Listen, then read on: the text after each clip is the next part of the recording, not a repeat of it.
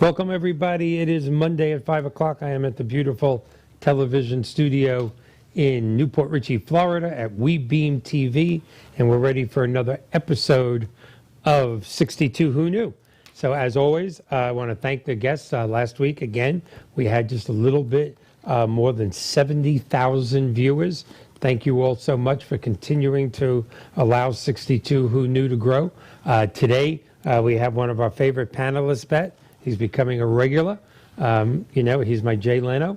Johnny Carson had Jay. I have Peter Gelbwaks. That's it. Boom. But he's joining us today with not only a friend, but a professional acquaintance of his that he introduced me to years ago. And I'm going to get to his bio and introduction in just a minute. But like always, let me straighten up my tie here.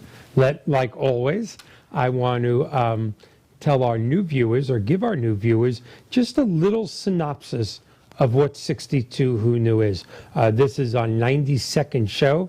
Obviously, we started out 92 weeks ago with no viewers, and we're now averaging anywhere from 65 to 85,000 viewers. I'm looking forward to that first time where we break the 100,000. That's per week, by the way.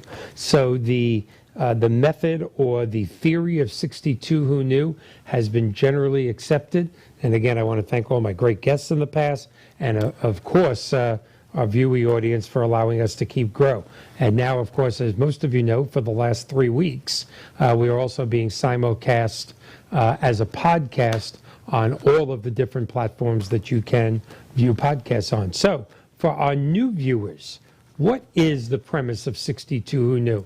Why has it grown to 70, 80,000 viewers per week? And I'm going to tell you.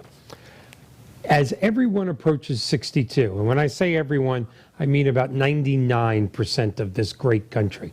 As everybody approaches the age of 62, we all kind of have the same questions.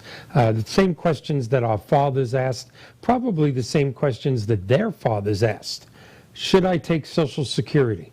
Should I defer it till a later time? I'm not sure I want to stop working. Have I saved enough?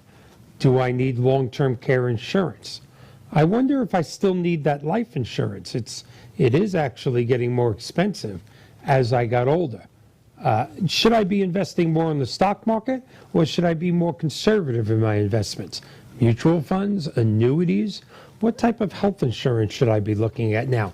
And the questions go on and on. And what's amazingly unique is that I'm asking these questions now because I turned 62 just 5 months ago. My father asked those questions. His father asked those questions. But my generation, the generation that will be turning 62 in the next 14 years, 10,000 people a day in America turning the age of 62. We have one different hurdle. We have one different bump in the road that our fathers and their fathers didn't have.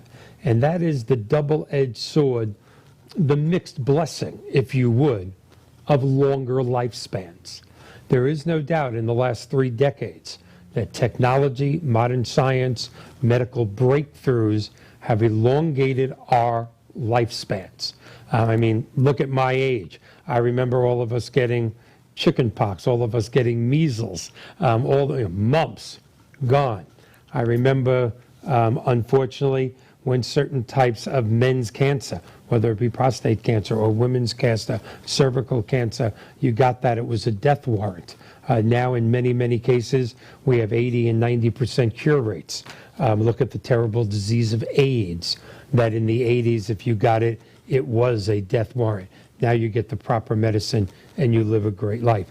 So longer lifespans, although sounds great, is in fact a double-edged sword. Because when you get to 62 and you start to think about retirement, very few people actually realize that according to the AMA, if you've lived this long already, you have a 50-50 shot of making it to 90. You have just slightly less than a 50-50 shot of making it into your 90s.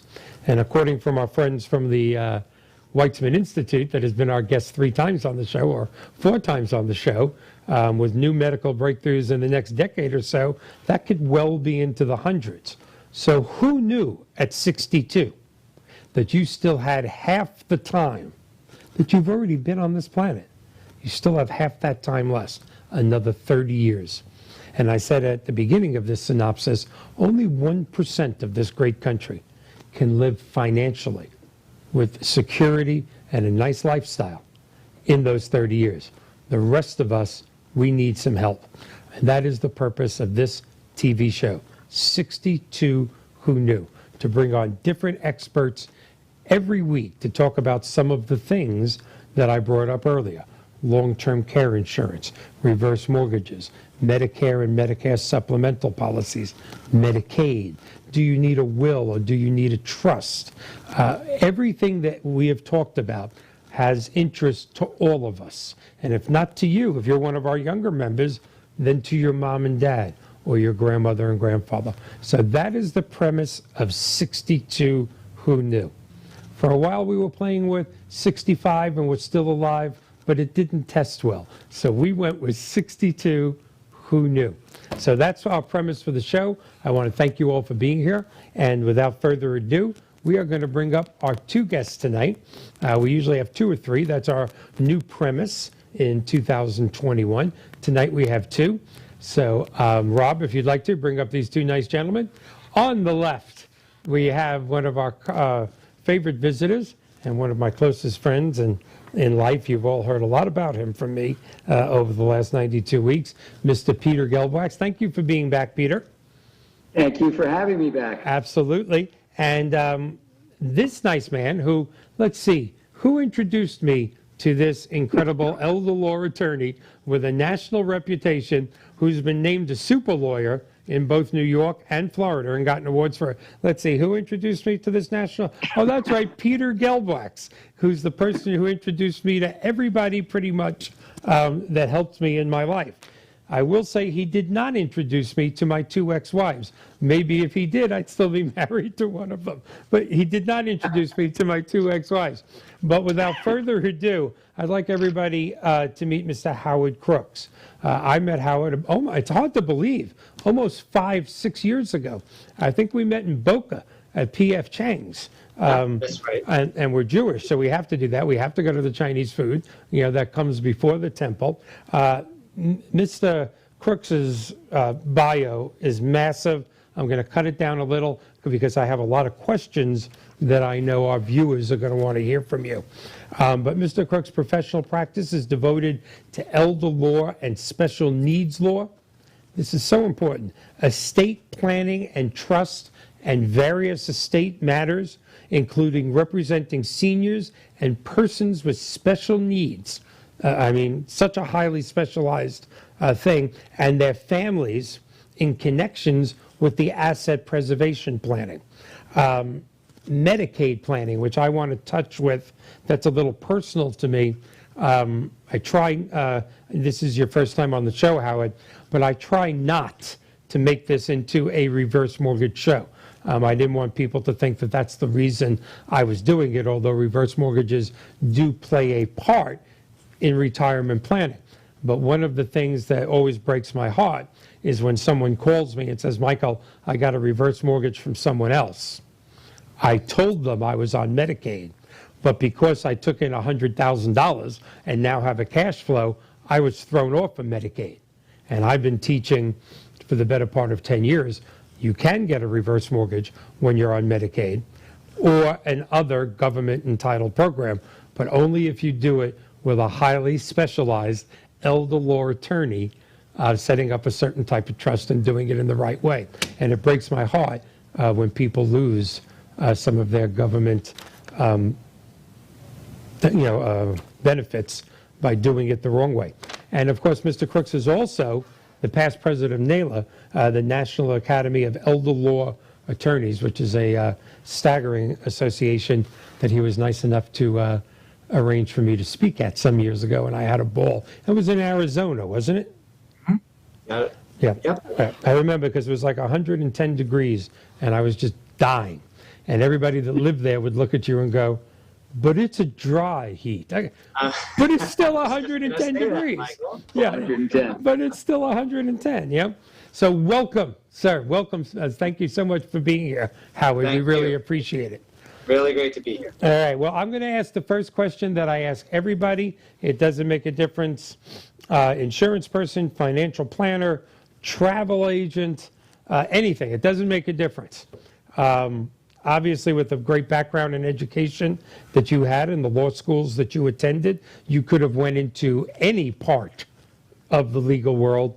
What made you pick elder law as your specialty? In many cases, we have found, Peter, I, Mark, that a lot of times it's something personal. I don't know if that's true in your case.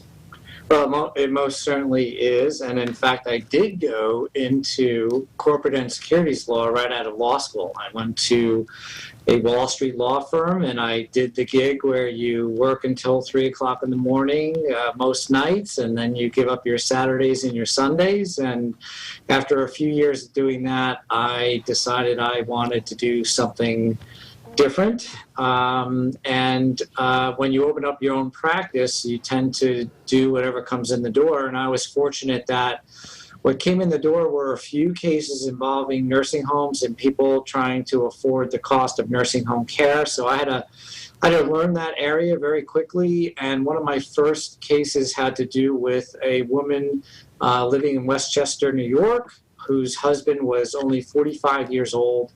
And he was in a nursing home because he had ALS. And so he needed round-the-clock care.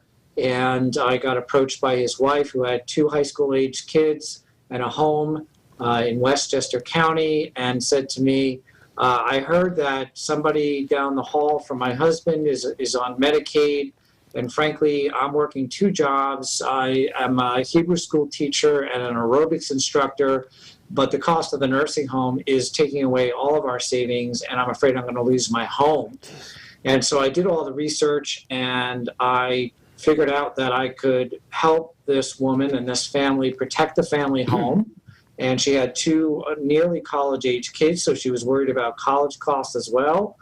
And in addition, there was a Reader's Digest pension that her husband was receiving, and that was all going to the nursing home cost of care, and she wondered whether there was any way that somehow she'd get some of that to live on. Mm-hmm. And sure enough, through a family court proceeding, we were able to have a judge order that she could get his Reader's Digest disability pension instead of it going towards the cost of care, and that the government program that we know of as Medicaid would pay the nursing home. And I have to tell you, Michael and Peter, when we went to this hearing, the entire family was there, including her husband, who was wheelchair bound. When the judge issued the order saying that she could get his income, the whole family came over to me. They were jumping up and down. They were hugging me. And at that moment, I knew what I wanted to do with the rest of my life because, in my corporate and securities world, I worked for very, very high-end brokerage firms. And while it was academically stimulating to me, the level of gratification that I experienced in that moment never reached that level. And so that's when I knew that I wanted to deal with real people, with real-life problems, and help them solve those problems with my knowledge, my expertise, my lawyering skills, and it just gave me a tremendous amount of gratification and satisfaction to be able to work with people in this way. So I decided to focus my career in the elder law and special needs planning arena. Isn't that amazing? I mean, for that person to walk in, and Peter, isn't it just amazing that I'm going to have to... What Howie left out was he said about his skills and he said about his expertise. He left out the word heart. Man has a lot of heart. He has a caring heart, and in order to be effective in what he does, you really do have to have a concern for your client and not just for the bottom line profitability. So, kudos to you, Howie. Yeah, absolutely. And isn't it amazing Michael, how many of them... I just want to add one more thing, because I don't want to be remiss. So when I was growing up, I had a grandmother who we called Nanny, and she was my father's mother.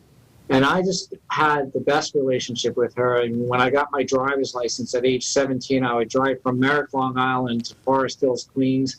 I would spend the day with her, and we would hang out in her apartment, and she would make me food. We would go walking on Austin Boulevard, and we would go shopping, and I just thought the world of her.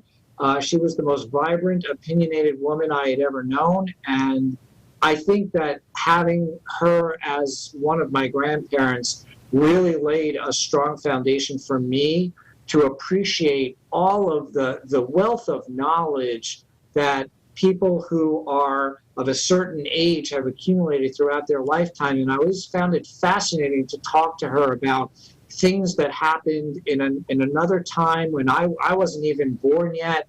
And I just, that relationship, I think, is also an important reason why I have such respect for the elderly and people with disabilities. And it couples with my feeling of gratification from the case that I shared with you to just round out the whole picture of why I went into this area. That just gives me the chills. It really does. And I started to say before, Peter, isn't it amazing how many of these, hugely national successful people, that you have introduced me to. But the starting story is a mom or a grandma. In your particular case, your own mom. In Mark's particular case, his dad. It's just amazing that the people that, in this crazy world, and it is a crazy world, and it's a cold world. I don't mean that temperature-wise, I mean that emotionally-wise. And sometimes I think it's getting colder and colder, but there still is a commonality for successful people driven by passion and, quite frankly, love, rather than the almighty dollar. It's just amazing to me, people like yourselves. All right. Sometimes tragedy sometimes can bring you to a different level of commitment and dedication that you didn't expect, and that you can learn from and grow from and then share. And it sounds corny, but it's real, because I've experienced it, as you said, with many very successful people that have come from a different place and decided to bring themselves and to help people along the way. So it's a real win-win situation. Always win-win. All right, well, let's get down to it. And I know, these questions, a few of them, I know we're not going to get to all of them, and that's why I'm already inviting you back. And we haven't done the first question yet, so I hope you're going to come back. But, as a novice years ago, I didn't know this. I'm still a novice compared to both of you, but I do want to discuss the importance of having advanced directives in place for people, because now that I have been in the reverse mortgage business for 10 years, again, I can't tell you how brokenhearted sometimes I am that I can't help somebody because one of their relatives is not in a position to help themselves, but they didn't prepare for someone else needing to help them. And everything's sort of stuck in the red tape. So, again, the importance of advanced directives, I'd love you to cover that. I know it's a broad topic. Sure. So I guess I'll start off with the following story from my own family. So when you turn 18 in my household, you are dragged down to my law office and you are signing the advanced directives in Florida. There are 5 of them. And we do that because people don't realize that when their children turn 18, the parents, the natural parents, they don't have the legal authority to continue to make decisions for their children. Mm-hmm. And that includes sending them off to college. It includes, even if you're paying their tuition bill, you don't have access to their grades. But God forbid if something happens to them, some kind of an accident, they become incapacitated. You, as the parents, do not have a natural right to start making medical and financial decisions for them. And so it's really important right at that point to have advanced directives giving people the legal authority to make all of your financial and medical decisions. Certainly with regard to people who are disabled and people who are elderly, anybody in between 18 and any other age, anything can happen to any one of us. We all know that, I think. And it can happen very spontaneously and without warning. And so it's really important for people to have their advanced directives, which include a durable power of attorney, a healthcare surrogate, a living will, a HIPAA representative document, and a pre-need guardian document, all of which serve to let people know, banks, financial institutions, healthcare providers, that if you should become incapacitated, this is the person or persons that you have designated to make any and all medical and financial decisions on your behalf. And if you don't have these documents, then your family may have to go through a rather long and public guardian proceeding where all confidential information is made available in the court system. You might end up with infighting over who should be the guardian amongst family members, where you could have avoided that by simply taking the time to sign these documents on your own. And unfortunately, some people wait too long and they're already incapacitated. Once you're incapacitated, these documents are not valid. You cannot legally get these documents signed once you no longer have mental capacity. And so it's really important when you're healthy and well and with capacity to have these documents in place. You know, it's just almost spooky to any parent. I never, I thought I knew of what advanced directives were, but all of my children are above 21. One of them is married, and I just assumed that, God forbid I'm in a hospital, they got into an accident, that I would be able to make decisions for them, if they weren't conscious or weren't capable. And what you're saying is because they're above 18, I'm not? Yeah, so there happens to be in Florida, but not every state. There happens to be a family hierarchy by statute that would allow other family members to make decisions.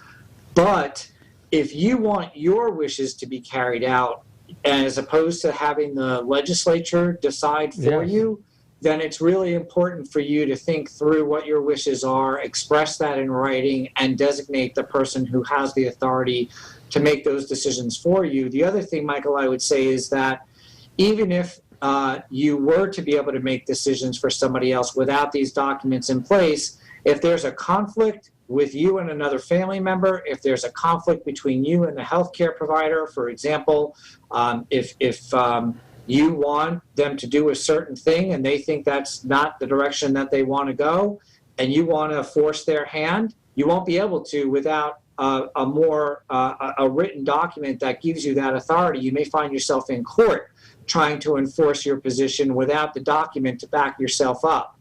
So it's really there to cover a whole spectrum of issues that may come up, and not having the document is not as good as having them. And you having, it's self-will, it's self-direction. That's it's right. saying, this is what I would want, and this is who I want to express my wishes for me if I become incapacitated. We all have that right as citizens of every state in this country, but so few people actually exercise that right. And emotionally, isn't it funny, Peter, emotionally, when we think of older people, we know we have to have that in place. My parents are gone, obviously, but my dad, my mother, I got to know that's in place. Right. But we don't think of it for the younger people, yet it's, for lack of better terms, it's more heartbreaking when you can't do something for one of your children, than your parents. I don't mean you love them different, but it's more hard. It's amazing.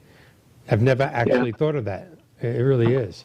And remember, Michael, the Karen Ann Quinlan case years ago, where you had the parents and the husband of this now disabled woman at odds for years over the proper course of treatment for Karen Ann Quinlan.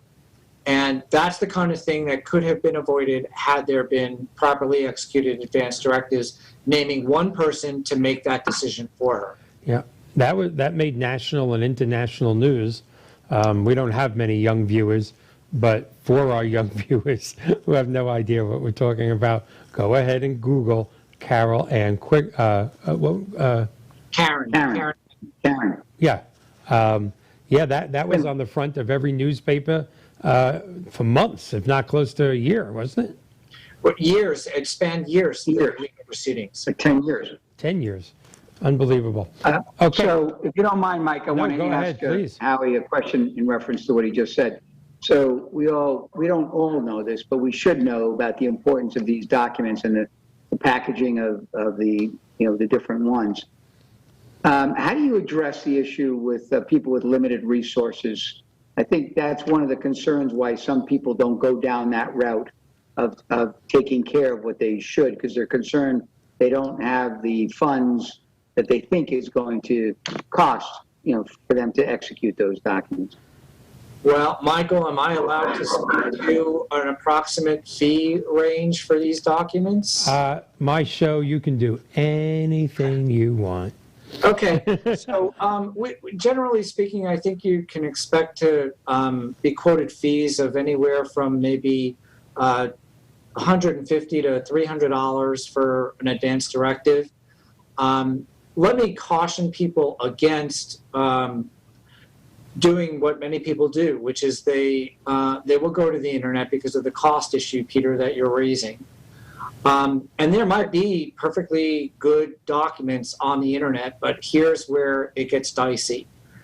Number one, every state has its own documents that are statutorily authorized. And you have to make sure that you have a document that complies with the law of your state. Number two, these documents are being changed constantly. So if you get a document that is old or stale, you may unknowingly sign it only to find out that it's not valid any longer under current law. In fact, New York just enacted a new power of attorney statute. It'll become effective sometime in June. And so if you find through a Google search an older document and you sign that, you thought you've taken care of your affairs, but you haven't. There are also execution requirements that have to be complied with. And so if you miss out on an important detail for execution of the documents, then again, you think you've planned out, and only to find out at the time that it's being produced to a third party and you want it to be honored, it won't be. So it's interesting because the documents serve very simple needs, but the documents themselves are not so simple. And you've just got to be really careful if you're going to try to do it without, without incurring these costs. And there's almost no doubt in my mind, by the time you find out that those documents are not proper, it may be too late to correct them. Well, and it's also penny wise and pound foolish, right? Because if you have a document, you thought it was good, you thought it was valid, then your family goes to use it, it's not. Now they have to do guardianship. Let me tell you something. Relative to the cost of these documents, guardianship easily costs 10 to 15 times more. Oh, easily. And that's why I brought that up, because it's not that much money. No, not at all. To take care of it on the front end. Mm-hmm. Absolutely. Yeah, I've been through a couple of trying to get guardianships for people that needed certain things through my mortgage company, and they needed them quick. There's no way to rush that guardianship process. They don't want to hear quick. It took time. All right, let's go. Let's switch a little, same topic but different. I know there's all different types of way to plan your estate. Through my financial career, I guess I've seen two basics. There's probably a lot more. There's the one that has the will, and then there's the one that has the trust. Usually a revocable trust. What is the difference between those two? Is one better than the other? Are they different? Is one for a, quite frankly, higher income, higher asset person? What is the difference between having an estate-based, estate-based or revocable trust? Yeah, it's a really good question, Michael. So a will-based plan means that your core estate planning document is the last will and testament, right?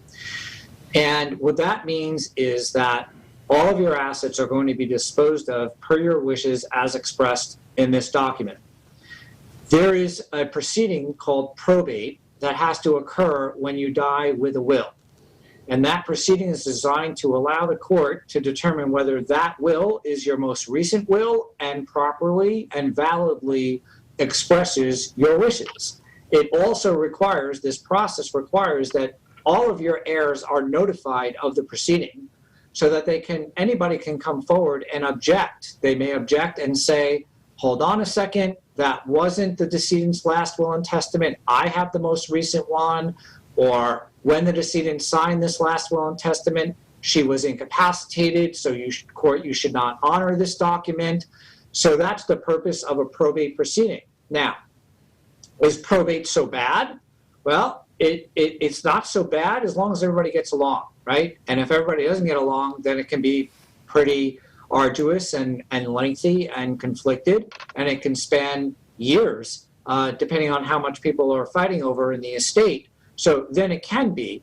But for the most part, most probate proceedings are fairly plain vanilla. We handle them all the time in my law firm, and I don't think they're so terrible, but there can be some cons, if you will. For example, if you have a piece of real estate in your estate when you die, and oftentimes what happens when a person passes away, people in the community become aware of this. They know somebody, or they themselves want to buy the property. They'll approach the kids or a family member and say, listen, I'm very interested. And the family member, if there's a probate proceeding, won't be able to do anything immediately with that property. Why? Because the probate process can take months. Sometimes it could take, even just a plain vanilla probate matter can take 4 to 6 months to go through its entire process, and before the personal representative is given the authority to dispose of all of the assets. Well, by that time, the person may no longer be interested. They just want a quick deal. They want to get in before anybody else has a chance and before it's listed on the MLS. And so you may lose that opportunity through the probate process. Another example is, unfortunately, there are heirs that want to get their hands on the money much quicker than the probate process. And so doing a will, you just have to know that there is a probate process. It has to be gone through. It's not the worst thing in the world, but it does have that negative of delay. And if you want to avoid that, how can you avoid that? Well, you can avoid that by doing a revocable trust, also known as a living trust or an inter vivos trust. And what this does is it appoints trustees to manage your assets. Now, when you set up a revocable trust, you yourself will serve as the initial trustee, but if you should become incapacitated, then at that point, a successor trustee steps into your shoes. And the reason why this addresses the problem with probate is that the moment you pass away, your trust has designated a successor trustee that does not require one to go through the probate process in order for that successor trustee to start taking action with regard to the assets in the trust. So, for example, going back to the real estate, if a piece of real estate is situated inside the revocable trust and the person dies, then the successor trustee has the immediate authority to go ahead and list the property and sell it or distribute it. And so that is an efficiency built into that structure. In addition, one of the benefits of a revocable trust is that if you should become incapacitated, so put aside for the moment that you passed away, you're still alive, but you've become incapacitated. Who manages your assets? Well, it could be a power of attorney, could be an agent under a power of attorney if you didn't do a revocable trust, or if you did, then it's going to be your trustee. Now, why is that better? Why can't we just rely on the agent under a durable power of attorney, especially since I just said a few moments ago that it's so important to have your advance directives in place, including a durable power of attorney. So how can I advocate that on the one hand, and now I could say, well, that's not as good as a revocable trust. Here's why. Powers of attorney are great things, and they can be very broadly drafted and comprehensive in scope. There's a but, and the but is that if you, the agent, are not known to the third party financial institution, and the power of attorney has been executed any number of years ago, and sometimes 10 or 20 years ago. Imagine just walking in off the street and presenting to a financial institution a power of attorney. They've never met you. They don't know who you are, and they just have to be careful about fraud and abuse. Whereas, had you set up a trust account with this financial institution and the trust has been on file for as many years as the account has been open, then your name has been on record with this financial institution since the day the account was opened as a trust account. That has credibility, and it makes it more seamless when you as a successor trustee go into that institution and say, hello, I'm the successor trustee, here's my identification, look up in your records that you have this trust on file, and I need to take over the management of these assets. So planning for incapacity and planning for efficiencies in the distribution of assets when you die and avoidance of probate are two primary reasons why people will do revocable trusts in lieu of a will-based plan. So it's not really based on assets or wealth. No, I mean, I would say to you this. If you had $10,000 or $20,000, now I don't know that I'm setting up a revocable trust. But really anything $50,000 and up, there's no reason why you couldn't take advantage of the benefits of having a revocable trust in place. Once you set it up, it's really not costly to administer. Usually it's a family member trustee. Usually it's yourself first, followed by another family member. And typically they don't want to get paid. If you're involving a corporate trustee and you have a sizable estate that you need to have the sophistication of a corporate trustee, well, then you clearly have enough wealth in order to be able to go in that direction. What if you have property owned in an LLC instead? So you can have a property owned in an LLC, and you can place the LLC interests inside the trust. And this is an important point, Peter, because oftentimes I'll be approached by a client who has a revocable trust. They come in with this fancy binder, and they're very proud that they have done their estate planning.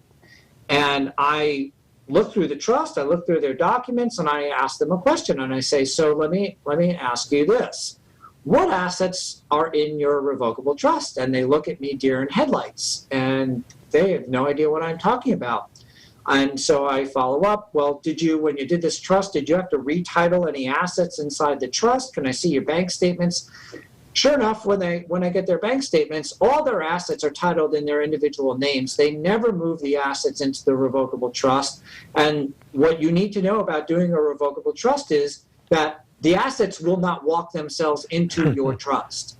You have to take affirmative action. You have to do something proactively to retitle any asset that you want in the trust to place it inside that trust. And so when I work with clients, I always make sure to ask them for bank statements after they funded the trust so that I can see it with my own eyes and know that a trust that I help my clients to draft and to establish has been properly funded. And look, there may be circumstances where you don't want an asset inside the trust. What are those circumstances? A couple come to mind. For example, you have a checking account and it's your operating account. You're constantly writing checks in and out, and you're depositing money in. Maybe you have Social Security benefits going in, you have a pension going in, and you just don't want to change the source of that money to a trust account because with government agencies, it could take months to get that change to be effectuated.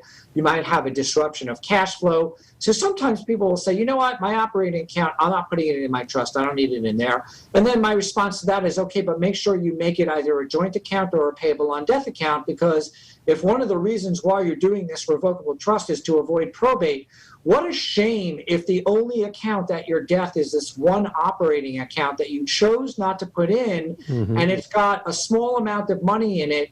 Everything else goes by through your trust, but now you've got a small balance account that must go through probate, so you're going to have probate costs anyway, but only for a very small account, and that's a shame. So that does happen. Another asset that you cannot put into a revocable trust is a retirement account.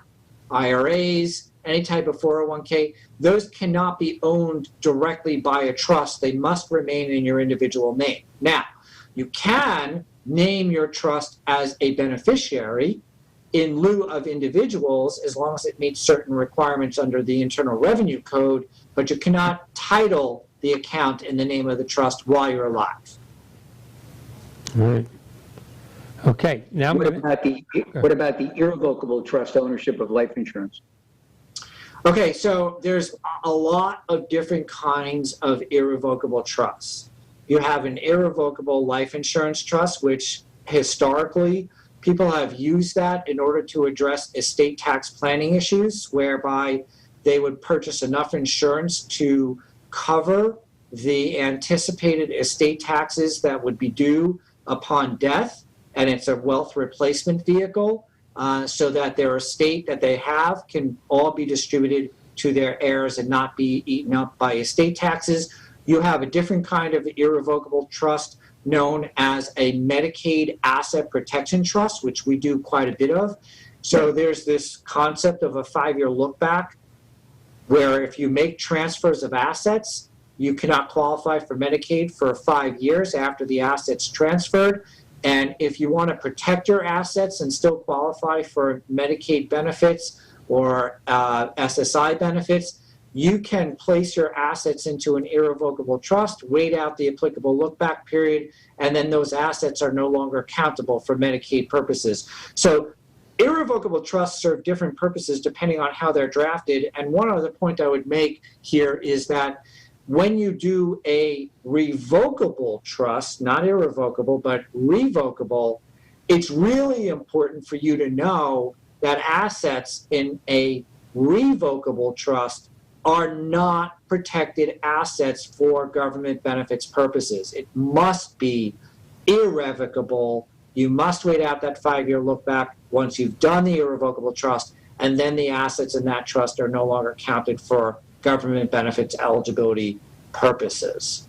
Now, as long as you addressed it, you want to just touch on the period of time if you're not in a trust about transferring of assets? Sorry, the period of time that... The period of time, the look-back period for non-trust owned assets. So if you have non-trust assets and you are looking to qualify for any government benefits, you have to do some planning to qualify because you can't have more than $2,000 in assets. The number is actually larger in a state like New York, so that's another area where you have to be very specific about what state you might be applying in because the rules are different. But any non-trust assets, any non-irrevocable trust assets are countable towards determining whether you qualify for Medicaid eligibility. And you have to look to see whether there are any crisis planning strategies that you could utilize in order to still allow you to qualify within, much shorter than 5 years. Because usually when people are looking to qualify for Medicaid, they're already ill and in need of the long-term care services. And this is really a reason why people should have long-term care insurance, because if you want to do planning, it actually works very well with a 5-year plan, right? You can do an irrevocable trust, you can protect your assets, but if you should need care during the resulting 5-year look-back period, it'd be really awesome if you had a long-term care insurance policy that would cover you through that 5-year period and beyond, along with the flexibility that goes with long-term care insurance, insofar as the Medicaid programs in each state are very different. And when it comes to covering home care services, those programs are not comprehensive in scope.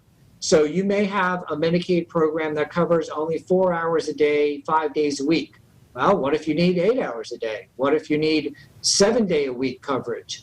And what will you do if you're relying on the Medicaid program to pay for your care, but the scope of the coverage is not what you really need? And that's where long-term care insurance can be very, very helpful, even if you are engaging in asset protection planning. Okay, so did I just learn, in the broadest of strokes, or to put it another way, from a 10,000-foot view, how sometimes I can talk to someone on the phone who has $500,000 in equity in their home, yet they're still on Medicaid?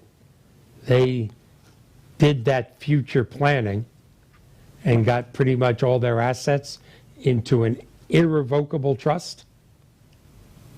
That is possible, but I just want to mention one thing, Michael. So the home is a specialized asset for Medicaid purposes.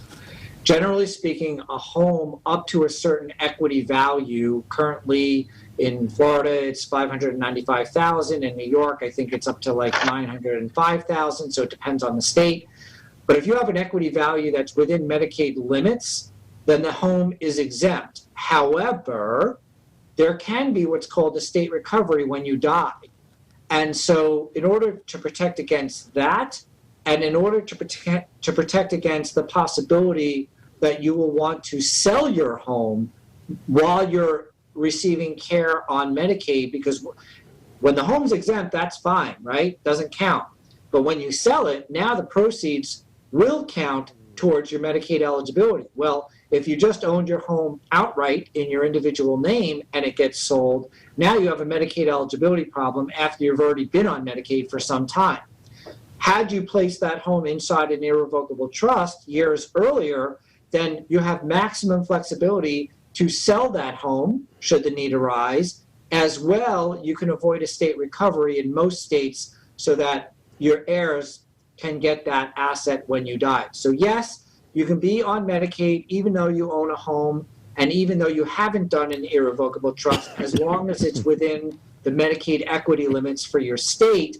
But having said that, my strong recommendation is to do planning with the homestead by placing it into an irrevocable trust so that we cover the two issues that could come up should you avail yourself of Medicaid benefits. The first issue being sale during lifetime, and the second issue being an estate recovery claim by the Medicaid agency when you die.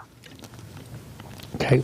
Is irrevocable in its literal meaning? I put an asset in my 60s or 50s into an irrevocable trust, and then for some reason my attorney or someone else says, no, you should have never done that. Is it truly irrevocable in its literal meaning? Sorry, it's in there until you have your next life. Well, all right. So the good news is, for Medicaid purposes, it is irrevocable and you cannot access the assets. Okay. However, in answer to your question, as long as, and this also depends on state law, but any combination of the grantors of the trust, the trustees, and certain beneficiaries, if everyone agrees across the board to terminate that trust, or you can even do a partial revocation, which means that if you have $500,000 of assets in the trust, you can partially revoke so that $200,000 comes out, then upon agreement by all parties, it is possible to terminate an otherwise irrevocable trust. Oh, all right. Yeah, when I give my seminars or webinars or at trade shows and you're talking about a certain topic, the only topic I have to talk about is home equity, reverse mortgages, but they tend to ask other questions. If my home is in a trust, can you close a mortgage? Of course. And then, of course, somebody's always got to ask, what's the difference between a revocable trust and an irrevocable trust? And if I'm in a very, very serious mood, I'll always go, I'm not an attorney in no way, shape, or form. Am I qualified to answer that question? If I'm in a little less of a serious mood, I always go, well, obviously, one's revocable, one's irrevocable. Next question, and I'll just walk away. But now I finally have some sort of an answer. It only took 39 years. I'll give you another piece to this, Michael, then, because in a revocable trust scenario, you remain in control of your assets. So you put your assets, you title them inside the revocable trust, but remember who we said is usually the initial trustee of a revocable trust. The grantor, the person who created it. Right. You. It's your assets. You can freely move around those assets. You can freely remove them from the trust. You can freely spend the money. There are no restrictions on your access to the assets in a revocable trust that you've created. On the other hand, when you create an irrevocable trust, you typically are not the trustee. You typically are not a beneficiary, and therefore you have given up total control over the assets that are contained inside that trust. And that's a very scary proposition for somebody who has been managing their assets for the better part of their adult lives, and now all of a sudden they're going to create this irrevocable trust because they want to achieve asset protection planning. But on the other hand, do they really want to give up control over all of their assets? So the way we deal with that is we usually talk about a slush fund for people, where we say, listen, if you needed to have access to a certain amount of assets, but you also have this goal of achieving asset protection, how much assets would you need to keep outside the irrevocable trust? And it varies by individual, but for some people it could be 20,000, 50,000, 100,000, 250,000, whatever it is. But that gives them a peace of mind of knowing that even if they put the bulk of their assets into the irrevocable trust in order to achieve that asset protection, they don't have to live like a pauper. They don't have to rely on their kids for money. They can still live in the manner that they've become accustomed to with their income and the coupling of that income with this slush fund. By the way, Michael, I have a better answer than when I'm asked that same question that you're asked. Mm-hmm. I say you need to contact Howard Krooks. Howard, yes. Here's his telephone number and his information. That's my right. answer. That's going to be my answer from now on. Yeah, I always say the hour. I'm smiling, but I'm serious. The hour goes by so quick. There's only 6 minutes, 6.5 minutes left, and there's still so many questions. I'm going to go into one that I know takes more than 6 minutes. Medicaid is a mystery to most people. I'd say as a layman, you'd think Medicaid, I have to say, the average person, I think, thinks very, very low income people. The single, pregnant, unwed mom that can't get any medical attention, let's get her on Medicaid. Yet there, from explanations not just tonight, but what I see in my other career, in my mortgage career, there are people of middle class and upper middle income realms that do use Medicaid. There are different levels of Medicaid, aren't there? Yeah, certainly. So a couple of things. A nursing home in New York is about $16,000 a month. Nursing home in the South Florida area, probably around $11,000 or so per month.